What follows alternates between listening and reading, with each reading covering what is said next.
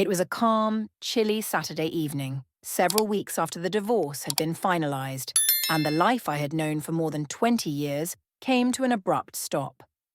I was still getting used to the emptiness, the strange quiet of a home that once echoed with weekend laughter and the familiar routines of family life. One of those routines was our weekly trip to the bathhouse, a small but treasured retreat where my husband, my son Alex and I would relax together, reconnecting in the warm, steamy haven.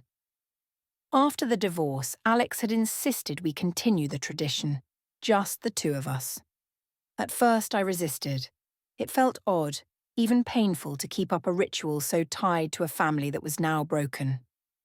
But Alex was firm, his determination cutting through my doubts. "Come on, Mom," he had said, his tone cheerful but resolute. "It doesn't have to change everything." And so that evening we gathered our things and set out. The bathhouse wasn't crowded. It rarely was in winter. The air was thick with the smell of cedar and steam as we walked in. It had been a long time since I'd felt this kind of warmth, not just physically but emotionally, like a shield against the harsh cold of the outside world. Alex had grown so much over the years. At 22, he was no longer the curious little boy who used to splash around in the shallow pool, creating waves for fun. He was a man now, tall and composed, his broad shoulders and quiet confidence reflecting his maturity. Yet his eyes, kind and familiar, still held the warmth that reminded me of his father. As we settled into one of the private family steam rooms, the space felt cozy, but not overwhelming. The two of us sat side by side on the wooden bench, wrapped in towels, with the soft hiss of steam surrounding us. "You seem better," Alex said after a moment, breaking the silence. His voice was quiet, almost hesitant.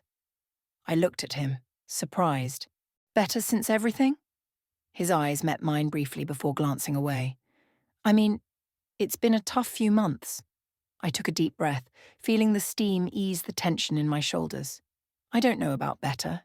Maybe just adjusting." He nodded, his expression softening. "That's something." For a while we sat in silence, the kind that wasn't awkward but thoughtful. The steady hum of the steam calmed my mind, and for the first time in weeks, I felt a glimmer of peace. Alex leaned back, resting his head against the wooden wall, and I found myself amazed at how much he had grown, not just physically but emotionally. He had been my anchor through the divorce in ways I hadn't expected. Steady, reliable, always knowing when to offer support without needing to be asked. As time passed, I realized how much I cherished these moments with him. The world outside could be chaotic and harsh, but here in this little sanctuary it was just us, two people connected by something deeper than shared blood. "Remember when we used to come here and you'd beg to stay in the sauna for hours?" I said with a small smile, breaking the quiet. Alex laughed, a deep, genuine sound that warmed the room more than the steam. "Yeah, and Dad would always make me leave after 10 minutes because he thought I'd overheat. Or because he couldn't handle the heat himself," I teased. For the first time in months, the mention of my ex-husband didn't hurt. We spent the next hour moving between the steam room, the pool, and the lounge area, reminiscing about those simpler times. I was struck by how natural it felt to talk to Alex, how our relationship had subtly shifted over the years. He wasn't just my son, he was a confidant, a partner in navigating this strange, unfamiliar chapter of life. As the evening wound down, we sat together in a quiet corner of the lounge, sipping tea. Alex reached out, his hand resting lightly on mine. "You'll be okay, you know," he said softly. I blinked back sudden tears, surprised by the depth of emotion in his voice. "You think so?" "I know so," he replied, his gaze steady and unwavering. "We both will." For the first time in what felt like forever, I believed him. In the weeks that followed, our Saturday evenings at the bathhouse became a comforting constant in a world that had otherwise shifted beneath our feet. Each visit felt like a sacred ritual, a quiet escape from the outside world where everything felt too fragile, too uncertain. Here, surrounded by warmth and steam, the silence was never awkward. It was an unspoken understanding. a shared space where words often felt unnecessary. It was during one of those evenings, perhaps the third or fourth since the divorce, that I first noticed how much I had come to look forward to our time together. It wasn't just the relaxation or the solitude, but the way Alex made me feel less alone. His presence was grounding, a steady anchor in a life that sometimes felt adrift. That night, he was already waiting for me by the steam room, his towel draped casually over his shoulders. There was a lightness to him that hadn't always been there. He smiled as I approached, and I couldn't help but smile back, the familiar sight of him bringing a warmth that had nothing to do with the bathhouse. "You're late," he teased, opening the door to let me in. I rolled my eyes, brushing past him with a smirk. "I'm the one who drives you here, remember? If I'm late, it's your fault too." He laughed, a sound that echoed softly in the wooden chamber. As we settled onto the benches, the steam was already swirling around us, curling in thick tendrils that softened the edges of the world. Alex leaned back, his head resting against the wall, and for a moment I allowed myself to just look at him. It wasn't that I hadn't noticed before, but something about the intimacy of these evenings had sharpened my awareness of him. The way his shoulders filled the space next to me, the quiet strength in his posture. There was a maturity to him now, a quiet self-assurance that made him seem older than his years. "You okay, Mom?" he asked, catching me mid-thought. His eyes were kind, filled with the same concern that had carried me through so many difficult days. I nodded quickly, brushing a strand of damp hair from my face. "Of course, just thinking." "About what?"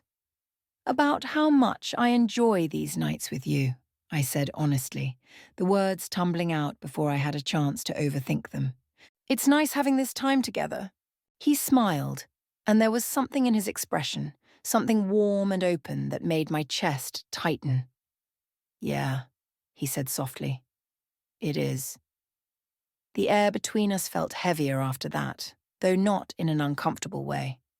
It was charged, as if some unspoken truth hung in the space between us, waiting to be acknowledged.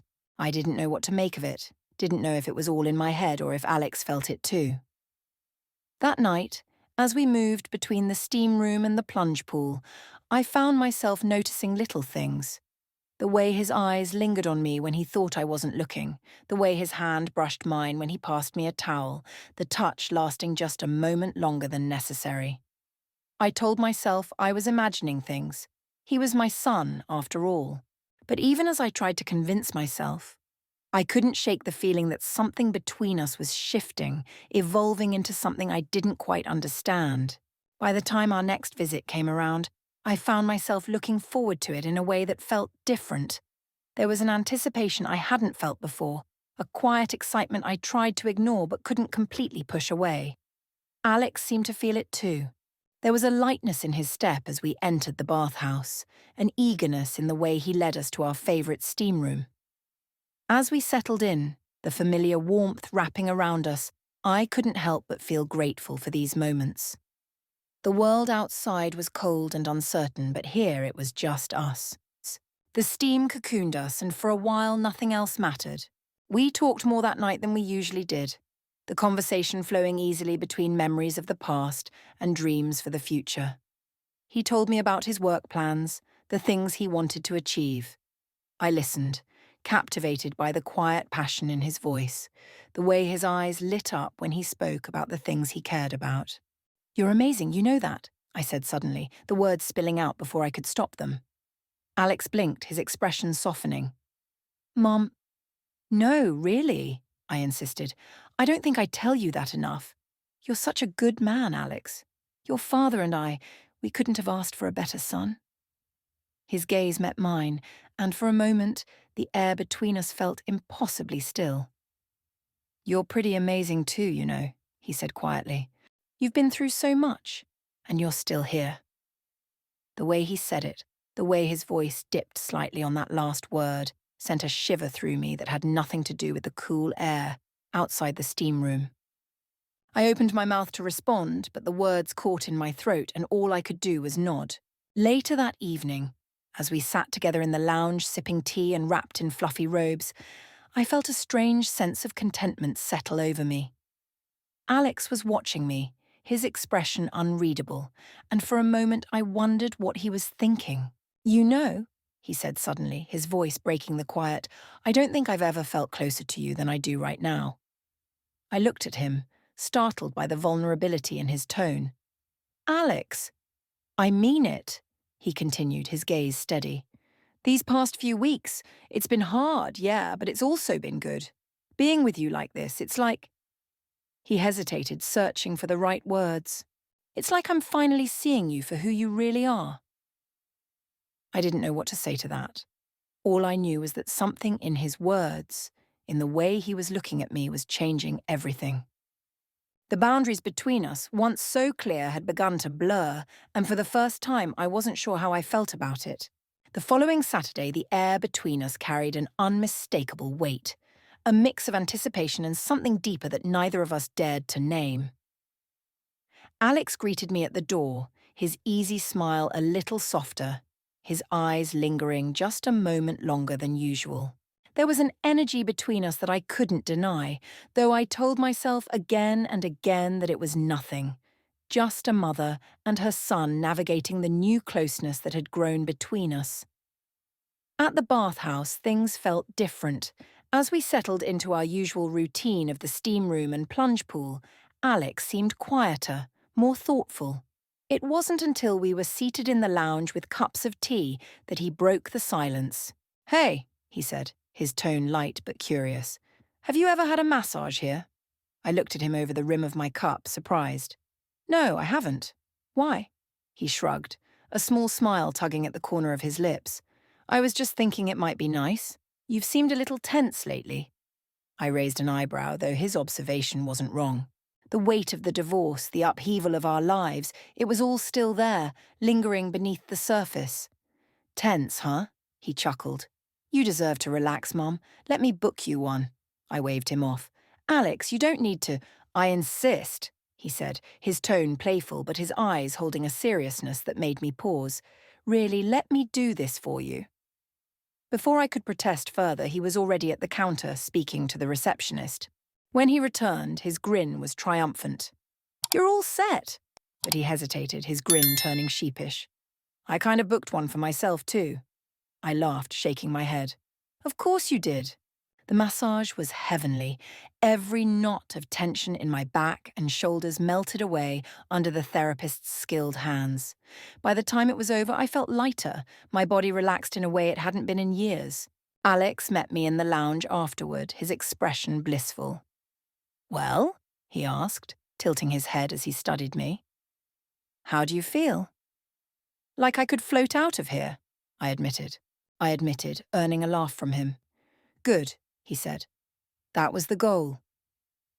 Later that evening, as we lingered in one of the smaller steam rooms, Alex stretched out on the bench beside me, his movements slow and relaxed. I glanced at him, noticing the ease in his posture and the quiet contentment on his face. "You know," I said, breaking the silence, "you were right." That was exactly what I needed. He grinned, his eyes sparkling with mischief.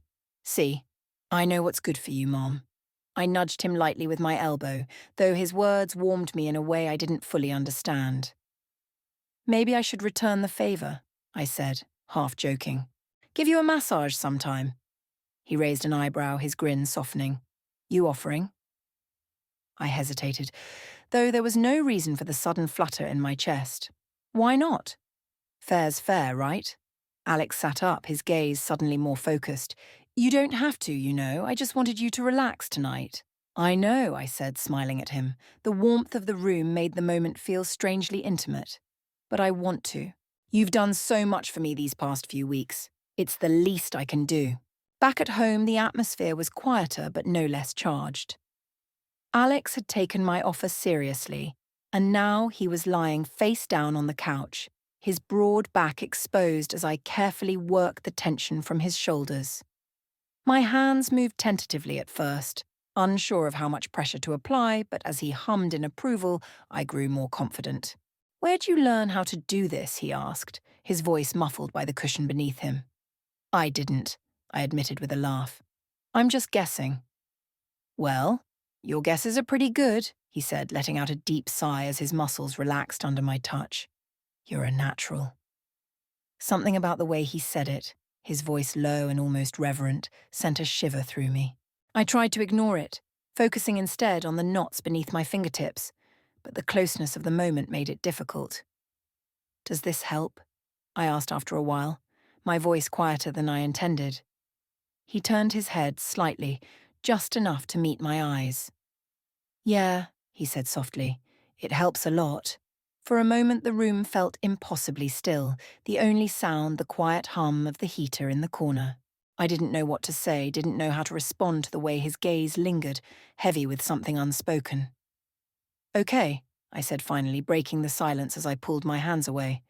I think that's enough for one night. Alex sat up slowly, his movements deliberate as he stretched.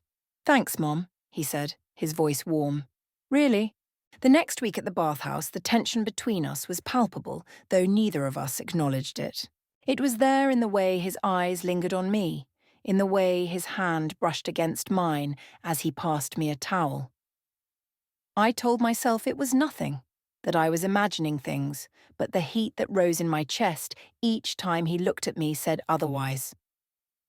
After our usual rounds of the steam room and plunge pool, we found ourselves in the massage lounge again. This time, Alex didn't suggest booking another appointment. You know, he said casually, leaning back in his chair, I think I'd rather have another one of your massages. His words caught me off guard, though I tried to hide it. Oh, really? Yeah, he said, his gaze steady and unflinching. You're better than the professionals anyway, I laughed, though the sound felt too loud in the quiet room. Flattery will get you everywhere, Alex. He grinned, his expression softening. Good to know. Later that night, as I lay in bed replaying the events of the evening, I couldn't shake the feeling that something had changed between us. The lines that once seemed so clear were blurring, and for the first time, I wasn't sure how to navigate them. But I did know one thing. I was looking forward to next Saturday more than I cared to admit. The following Saturday, I was running a little behind. A work email had delayed me, and I rushed downstairs to find Alex waiting for me by the front door. I stopped short when I saw him, the air leaving my lungs in a soft, startled exhale. He was holding flowers. Alex, I said, blinking at the bouquet in his hands. It was a mix of white lilies and soft pink roses, elegant and understated but utterly beautiful. What's this? He shrugged, his expression almost shy. I just thought you deserved them. You've been amazing lately, Mom. I wanted to do something nice for you. My heart swelled at his words, my throat tightening as I took the bouquet from him. You didn't have to do this, I murmured, though my smile betrayed how much the gesture meant to me. I wanted to, he said simply, his eyes meeting mine with an openness that made my chest ache. You've been through so much, and you're still you. I didn't know what to say. My fingers brushed over the delicate petals as I tried to find the words, but none of them felt adequate. So instead, I set the flowers on the counter and turned back to him, wrapping my arms around his shoulders in a hug that was both spontaneous and instinctive. Thank you, I whispered against his chest, my voice barely audible. This means so much. His arms tightened around me, his warmth wrapping around me in a way that felt protective, grounding. For a long moment, we just stood there, neither of us speaking. Then he leaned back slightly, just enough to press a kiss to my cheek. The gesture was gentle, lingering, and it left a warmth behind that had nothing to do with the steam room we were about to visit.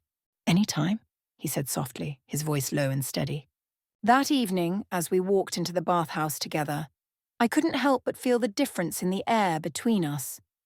There was a closeness now that hadn't been there before, a quiet understanding that made every glance, every brush of his hand against mine, feel heavier. We moved through our usual routine, but everything felt more deliberate. The steam room seemed quieter, the air thicker with something unspoken. Even the water of the plunge pool felt warmer, as though it carried the remnants of whatever tensions simmered between us. At one point, as we sat together in the lounge sipping tea, Alex reached out, his hand brushing lightly against mine. It was a small gesture, but it sent a shiver through me all the same. You know, he said, breaking the silence, these Saturdays are the best part of my week. I looked at him, caught off guard by the quiet intensity in his voice. They are? He nodded, his eyes meeting mine. I mean, I know they started as a way to keep things normal after everything. But now... He hesitated, his gaze dropping to his hands. Now they're just important to me. His words hung in the air between us, heavy with meaning. I didn't know how to respond, didn't know what to do with the warmth spreading through my chest. So I simply nodded, my voice barely above a whisper as I said, "They're important to me too." Later that night, as we were getting ready to leave, Alex pulled me aside near the entrance. The bathhouse was quiet now, most of the other patrons having left for the evening. The dim light cast long shadows across the walls, making the space feel more intimate than ever. "Hey," he said softly, his hand brushing against my arm. "I've been meaning to ask, how are you really?" The question caught me off guard. "I'm fine," I said automatically, though the words felt hollow even as I spoke them. "Are you?" he pressed, his eyes searching mine. "Because it's okay if you're not. I want you to know I'm here for you. Always." The sincerity in his voice, the quiet determination in his gaze was overwhelming. I felt a lump form in my throat as I nodded, unable to trust myself to speak. "Come here," he said, his voice so gentle it nearly undid me. Before I could respond, he pulled me into another hug, his arms wrapping around me with a tenderness that made my chest ache. His hand rested lightly against the back of my head, his fingers threading gently through my hair as he held me close. I let myself relax into the embrace, my cheek pressing against his chest as I closed my eyes.